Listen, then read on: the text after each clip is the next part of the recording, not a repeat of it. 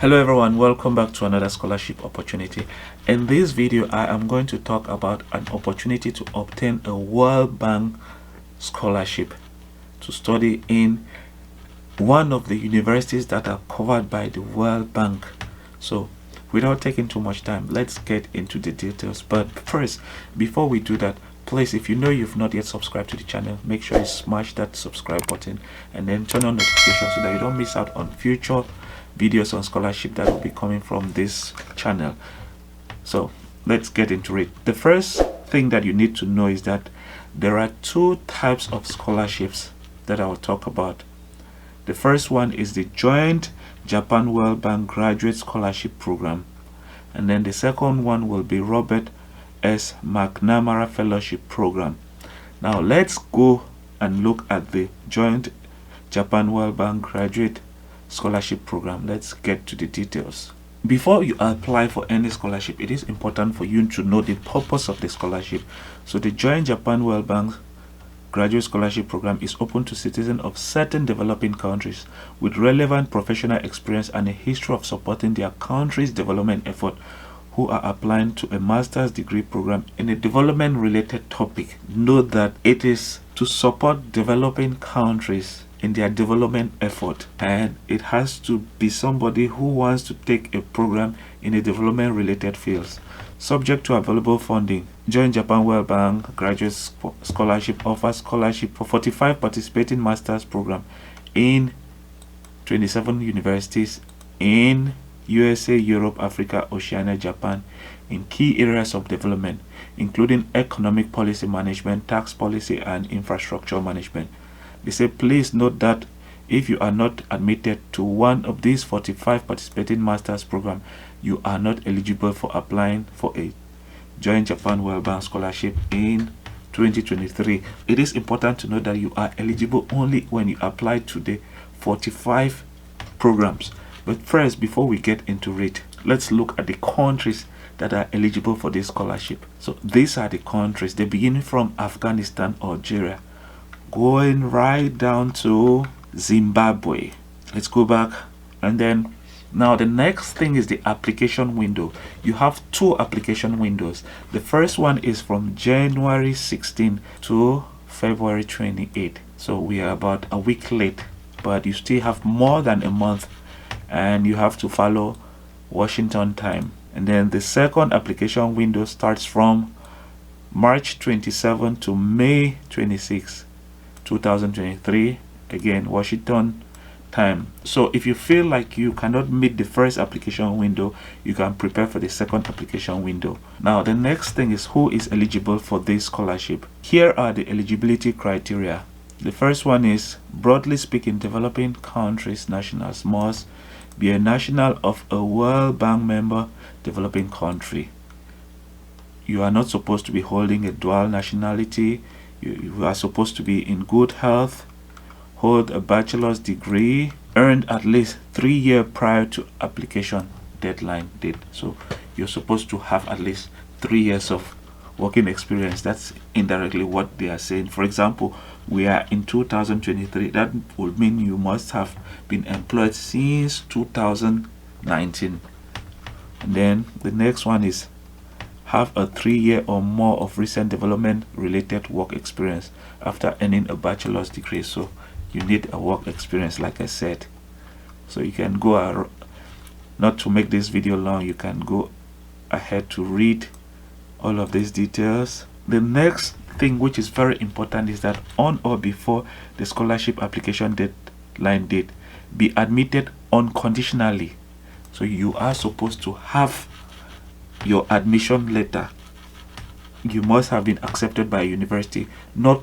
You're not supposed to be having a conditional admission before applying. You're supposed to have received an admission from the universities that are listed in the program. How do you get to know the universities? These are the universities. If you click on this link, it will take you to the list of universities. The first one is Australian National Universities, and they have 4 master's degree program. The first one is in Master of Climate Change, and then the last one is Master of Public Policy.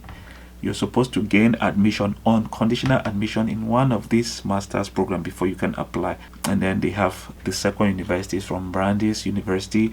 They have 3 master's program going right down to number 27, which is Yokohama National University. They are offering infrastructure management program, so you should have admission into infrastructure management program at Yokohama National University before you can then go and apply for the scholarship. It is important to know that. Get the admission first and then submit the admission letter. Don't go and submit a conditional admission letter. Conditional admission letter means maybe they are asking you for maybe an English proficiency test. It's only when you must have submitted them that proficiency test before they will give you now the full admission. You're supposed to have the full admission before you can apply for the scholarship. It is important to know that. Now the next thing is, how do you apply? But before we go to that, it is important to know the benefits of the scholarship. So the scholarship benefits, they say the scholarship provides recipient with the following benefits: economic class air travel between your home country and the host university at the start of your study program and immediately following the end of the scholarship period.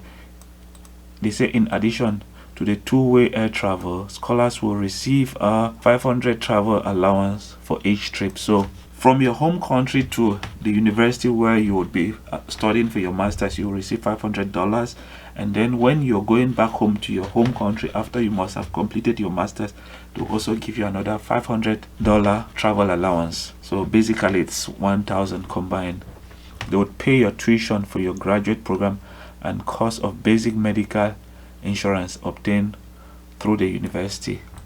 And then while on campus during the scholarship period, a monthly subsistence allowance to cover all living expenses, accommodation, food, including books. The amount of allowance varies depending on the host country. Please note, all Japan World Bank scholarship covers duration of graduate program or 2 years, whichever is less.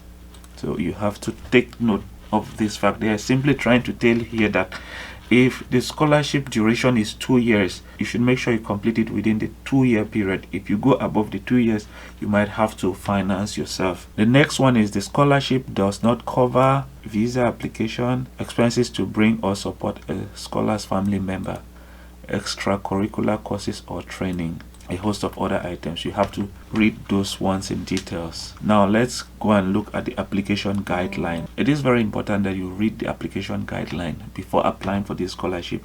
They have the requirements here. First one is you have to meet the eligibility criteria, and then the second one is that submit one online application. So you cannot apply 2 times for this scholarship, and then you have to only apply online during the application deadline, which is from the 28th of February. That's the first window for application.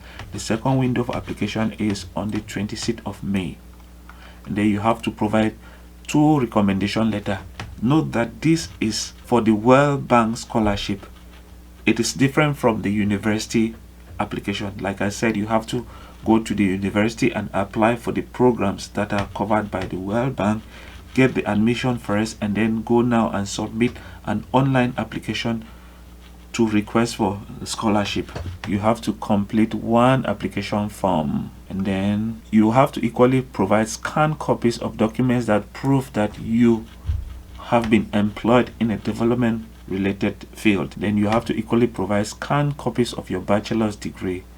You have to provide a CV, and they have a format. If you go down, there is this message in red: you can draft but do not submit scholarship application until you upload an unconditional letter of acceptance from a participating master's program.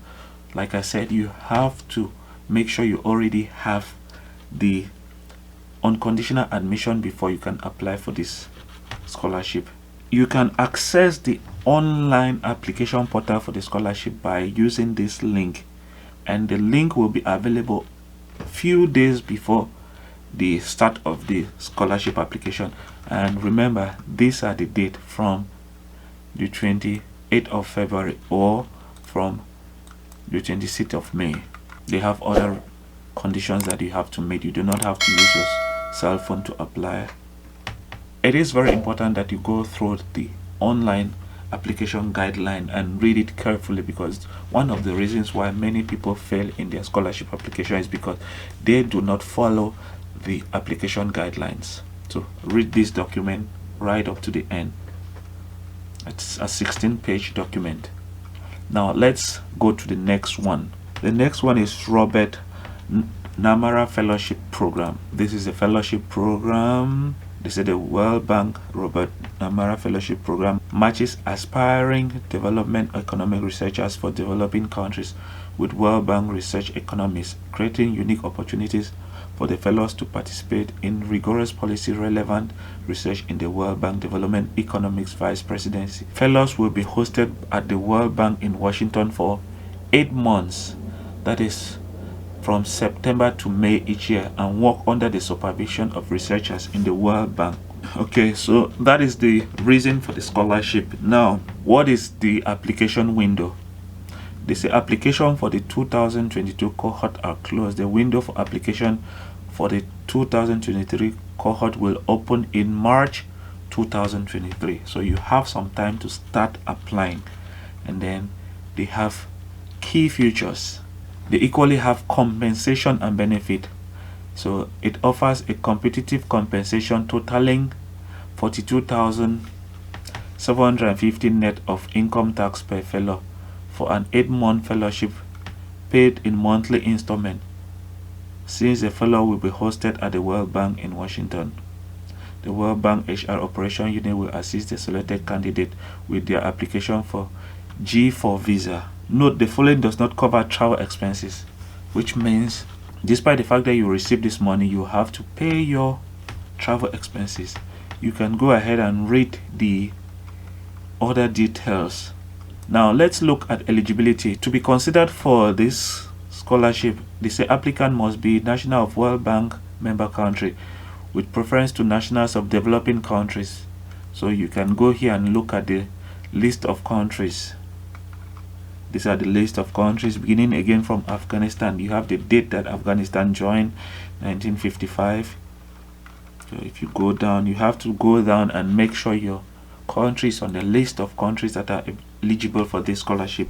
You have to be fluent in English, graduate of master's level studies, or currently pursuing a PhD in economics or related field. So this one targets people who've graduated with a master's degree or are currently pursuing a PhD. You are not supposed to be above 35 years as of June 30, 2022. Available to relocate to Washington, D.C. for the duration of the fellowship. And then this is the selection process. Application for the fellowship are open annually between March and April, to cohorts starting in September of the same year. Applicant must submit an updated CV, a statement of purpose describing their research interest, professional objective, and discussing their qualification as development researchers.